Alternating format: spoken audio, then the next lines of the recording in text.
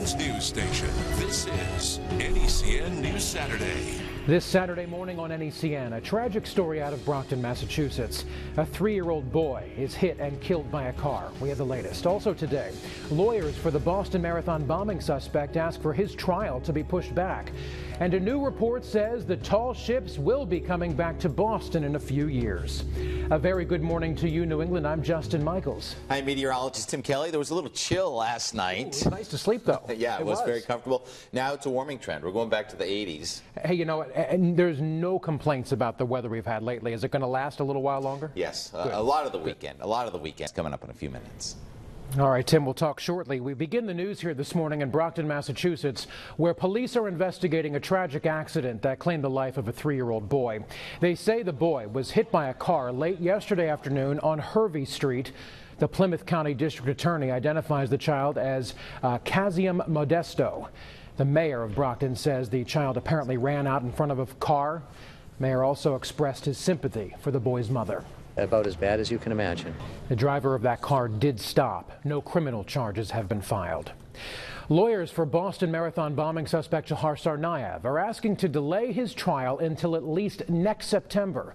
Tsarnaev's trial is currently scheduled to start November 3rd. In a court filing, his attorneys say they'd only have about half the preparation time that federal courts have allowed other defendants facing a death penalty sentence. The lawyers say they need more time to evaluate all the evidence and to explore mitigating factors that could reduce his sentence if he's convicted. In other news here today, New Hampshire police are looking for 3 men who tried to kidnap a student. Happened early Friday morning near the UNH campus. Police say the men tried to force the student into the trunk of their car. The kidnapping attempt was foiled when the woman's friends arrived at the scene. She wasn't hurt. No one has been arrested. Investigators say the student described the men as looking like they were in the military.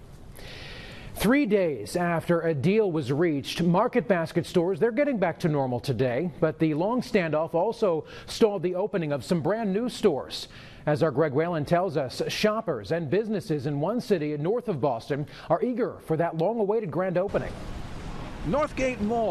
Some maritime news now. It looks like the tall ships will be returning to Boston in a few years. Boston Herald's reporting here. Organizers of Sail Boston will announce next week that these ships will grace Boston Harbor come 2017. Boston will serve as the only U.S. port for that show that year. There's no word on how many ships will participate. Boston Mayor Marty Walsh tells the Herald that this is a fantastic opportunity to showcase the city's evolving waterfront area. And speaking of tall ships, one of the grandest out there, the USS Constitution sets sail for the last time before she heads to dry dock for a nearly 3-year repair project. Old Ironsides cast off from the Charlestown Navy Yard yesterday. She sailed to Castle Island and fired a 21-gun salute before returning to port. The ship will still get underway on October 17th to celebrate her birthday, but won't drop her sails because they will already have been removed for those repairs. All right, we'll take a quick break here on NECN. Coming up after that break, though, an emotional Tony Stewart speaks publicly for the first time about a crash that killed another race car driver.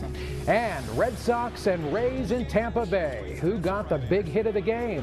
Stay tuned. Into right. See you soon. Still looks like summer in New England, Tim. Thanks. Back in the news here, Britain's Prime Minister is talking about his decision to raise the country's terror threat level to severe. The move underscores the growing concern on both sides of the Atlantic about the ISIS threat. Keir Simmons reports now from London. When it comes to farming, New England is going against the grain. In this region, the number of farms is actually growing. And perhaps even more surprising, young people are choosing agriculture as their career. Our Marnie McLean reports now from Maine. Marnie McLean, NECN. And in sports right now, a little bit of good news. The Red Sox scored early and often last night against the Rays in Florida.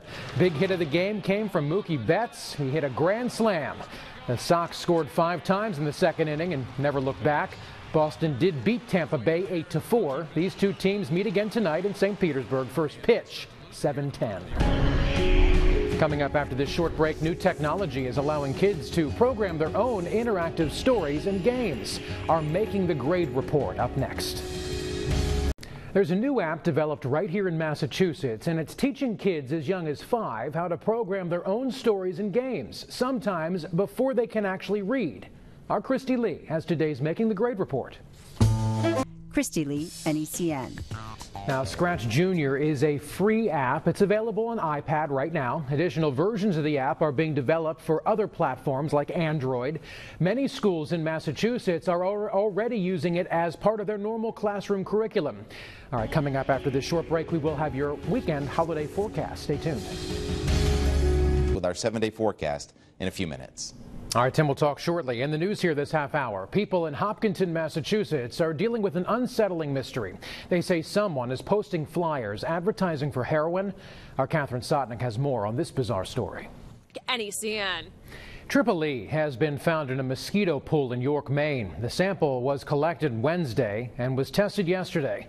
Last year, Maine identified Triple E in 26 mosquito pools. Health experts say people should take action to protect themselves from mosquito bites. Now to a bear sighting in South Hadley, Massachusetts. Loretta Robbins sent us this photo. She and several friends saw that huge bear roaming through the backyards of that neighborhood. Late yesterday afternoon, the bear calmly passed through the yards and left without causing any damage or injuries. That is a big bear. And a reminder for you, if you see it, share it, bears or otherwise. Send us your photos, videos, share it at NECN.com is the email address. We may use your submissions right here on air or on our website, NECN.com. All 6 New England governors are asking the Health and Human Services Secretary to reverse the FDA's approval of a powerful painkiller, Zohydro. Governors say New England is in the midst of an addiction crisis. Zohydro contains up to 5 times the amount of narcotic hydrocodone previously available in pills. Despite a strong earthquake last weekend, winemakers in California are facing an even bigger concern, a prolonged drought. Leanne Gregg reports now from Napa, California. All right, so Tim, watching your forecasts all morning, I had this little epiphany. It seems like it's going to be warmer later in the year than it was earlier in the year. September may start warmer than most of August was. Wow. Well, hey, you know what? That's a good thing, I guess, as we move into the fall. We were averaging about 2 degrees below normal per day around Boston so far in August, and that 90 we had back on Wednesday was the only one of the month. We may do it again in the next 5 days. You think so? It's going to be close all as right. School starts. That's our forecast. All right, Tim, thanks. We'll talk again soon. It poses no direct threat to humans, but a new pest in Lake Champlain is causing headaches for fishermen, and so it's disrupting the ecosystem of that lake. We're talking about the spiny water flea, and as our Jack Thurston reports, scientists are bracing for long-term impacts there. The spiny water flea. Jack Thurston, NECN. All right, some good news to share with you right now. In just 30 days, donations from the Ice Bucket Challenge to fight ALS have surpassed the $100 million mark. That's the word from the ALS Association. The president of that association promises that the money raised through the challenge will be used to fund the cutting-edge research needed to fight ALS. Last year, during that same 30-day period, get this, the group received just $2.8 million. 5 kittens are safe this morning after they were rescued at a work site in Peabody, Massachusetts. The Northeast Animal Shelter in Salem says a man was at a job site when he discovered 3 adorable kittens with no mother cat around. He didn't have a box, so he found a bucket to bring them to a shelter. About a half hour later, the worker returned with 2 more kittens in his bucket. Volunteers have cleaned up the kittens and fed them. They should be ready for adoption in about 4 to 5 weeks. An 11-year-old Maine girl is heading back to school with a sense of accomplishment today. She accepted her neighbor's bike riding challenge this summer.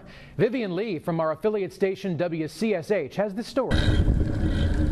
And that was Vivian Lee reporting from WCSH for us. Cassidy says next summer's ride is going to be even more fun because she's going to be doing it with her friends. All right, after this short break, the Red Sox have a grand time against the Rays. Sports coming up. All right, next week here on NECN, Debate Week. Broadside host Jim Braude will moderate debates in 3 hotly contested primaries right here in Massachusetts. It starts Wednesday with 2 Democrats running for Attorney General, Maura Healey and also Warren Tolman. Then Thursday, the Democratic candidates for governor, Martha Coakley, also Steve Grossman, and Don Berwick. They're going to debate. And then coming up Friday, Republican gubernatorial hopefuls Charlie Baker and Mark Fisher. They're going to face off. Just so you know, programming note, all those debates are going to be carried live right here on NECN at 6 o'clock. And Tim joins us again. Go ahead. Getting busy. Getting busy. It's politics, going back to school, and all of a sudden it feels like summer again. Look at this 7-day. It is one of the warmest we've had. Tim, last time I checked, we're going into September. Yeah, September. Well, is that right? it's good. Okay. We like this kind of weather. All right, that's all our time this hour. I'm Justin Michaels. And I'm Tim Kelly. Thank you for watching NECN, New England's news station. More news coming right up.